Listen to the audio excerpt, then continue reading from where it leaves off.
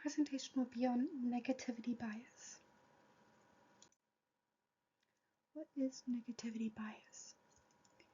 Negativity bias is defined as the greater subjective impact of negative events compared to positive events, as well as a higher likelihood of interpreting ambiguous stimuli as negative.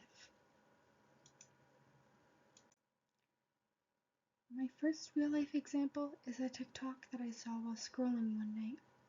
It was this creator who was confronting a business owner who had made consistent videos lying about how dangerous Toronto was, while owning break-in protection security systems.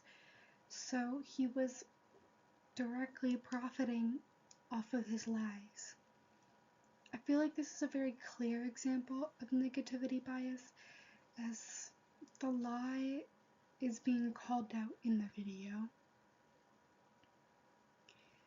My second example is a conversation that I heard while on campus. While I was waiting for my coffee, I heard a bunch of people talking about how dangerous Toronto was. But I always grew up in an area where we never considered Toronto as dangerous. So that provoked me to do some research. And that also made me find out that Toronto is in fact not as dangerous as people think it is. And I believe this is because the news reports a lot more negative events than they do positive events. This could be skewed by the fact that there are some areas in Toronto that have very high crime rates compared to others, and this can possibly influence how safe people feel based off of where they live. My third real-life example is a CBC News article about GTA residents fearing rising crime despite police reporting declines. I thought this was really interesting because 72% is a lot more than just like 50-50. Like that means a lot of people think that Toronto is not safe. But meanwhile, the actual statistics are showing that Toronto's homicides are the lowest that they've been since 1986.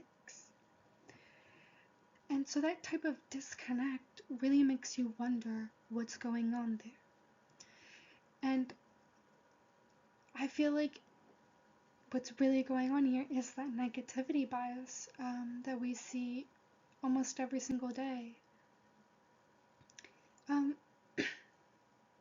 I also think that this is negativity bias because a lot of people, even outside of Toronto, believe that Toronto is dangerous, despite the fact that it really isn't. So there's obviously some third factor here that's influencing why people think Toronto is dangerous. Research and negativity bias. The article I chose highlighted the emotional and cognitive dysregulation that is caused by negativity bias, specifically how negativity bias is linked to widespread dysfunction in brain networks crucial for emotional regulation and cognitive control. Reduced DLPFC activity supports suggestion that patients with greater negativity bias experience more severe disruptions in emotional and cognitive regulation. This dysfunction may manifest depressive and anxiety-related symptoms, such as emotional instability, repetitive thoughts, diminished motivation, etc. It's also to be said that in this study there were some people who had diagnosed anxiety disorders, so that could have skewed the results. Ways to mitigate the bias.